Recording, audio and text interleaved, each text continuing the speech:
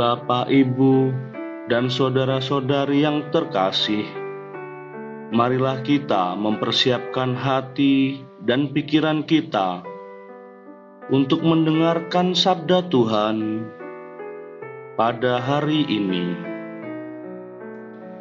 Senin, 10 Agustus 2020. Bacaan pertama. Bacaan dari surat Paulus yang kedua kepada jemaat di Korintus, bab 9 ayat 6 sampai 10. Saudara-saudara, orang yang menabur sedikit akan menuai sedikit pula. Sebaliknya, orang yang menabur banyak akan menuai banyak pula.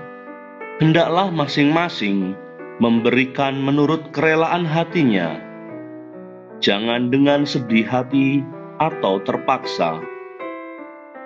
Sebab Allah mengasihi orang yang memberi dengan sukacita, dan Allah sanggup melimpahkan segala kasih karunia kepada kamu, supaya kamu senantiasa berkecukupan di dalam segala sesuatu, malah berkelebihan di dalam berbagai kebajikan.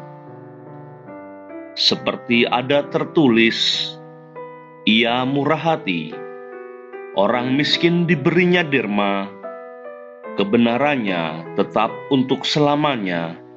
Dia yang menyediakan benih bagi penabur dan roti untuk dimakan. Dia jugalah yang akan menyediakan benih bagi kamu. Dialah yang akan melipat gandakannya dan menumbuhkan buah-buah kebenaranmu. Demikianlah sabda Tuhan. Syukur kepada Allah. Tuhan beserta kita sekarang dan selama-lamanya. Inilah Injil Yesus Kristus menurut Santo Yohanes. Dimuliakanlah Tuhan. Injil Yohanes bab 12 ayat 24 sampai 26.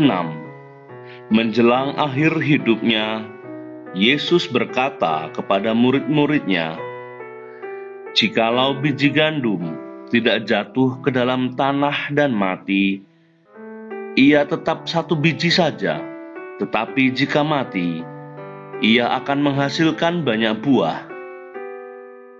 Barang siapa mencintai nyawanya, ia akan kehilangan nyawanya.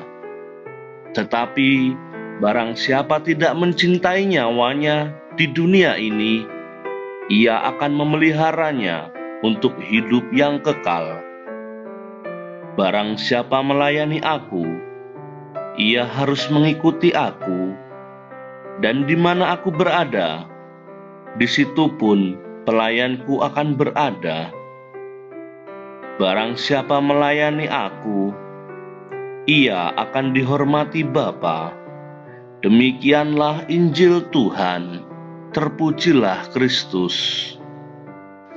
Bapak, Ibu, dan saudara-saudari yang terkasih, dalam Injil hari ini, Yesus bersabda, "Sesungguhnya, jikalau biji gandum tidak jatuh ke dalam tanah dan mati, ia tetap satu biji saja. Tetapi jika ia mati, ia akan menghasilkan banyak buah." Yang dimaksud biji gandum adalah Yesus sendiri. Oleh karena korban Yesus di salib inilah, kita dibawa kembali ke dalam rancangan Tuhan yang semula menjadi pribadi yang taat kepada kehendak Bapa dan memperoleh kembali kemuliaan dari Bapa yang pernah hilang ketika manusia jatuh ke dalam dosa. Sabda Yesus selanjutnya Barang siapa melayani aku, ia harus mengikuti aku, dan di mana aku berada, di situ pun pelayanku akan berada. Hendaklah kita melayani Yesus dengan mengikuti teladannya. Tugas kitalah sekarang untuk mewartakan kasih Allah dengan sukacita, agar semua orang percaya dan merasakan bahwa Allah telah mengasihi kita, Allah telah mengampuni kita, dan Allah akan selalu memelihara kita. Allah akan terus mengalirkan, bahkan melimpahkan segala kasih karunia kepada kita, sehingga kita tidak akan kekurangan dalam segala sesuatu. Melayani Tuhan dengan melayani sesama, tidak perlu kita menanti. Kalau nanti sudah banyak rezeki, kita dapat melayani Tuhan dan sesama dengan apa yang ada pada saat sekarang ini. Ya Tuhan, seperti para orang kudus lainnya yang rela mengorbankan nyawanya.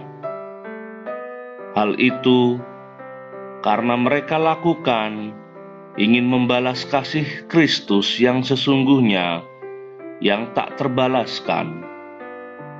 Anugerahkanlah kepada kami rahmat keberanian untuk selalu berkorban bagi mereka yang miskin dan kecil, yang sering diperlakukan tidak adil. Amin.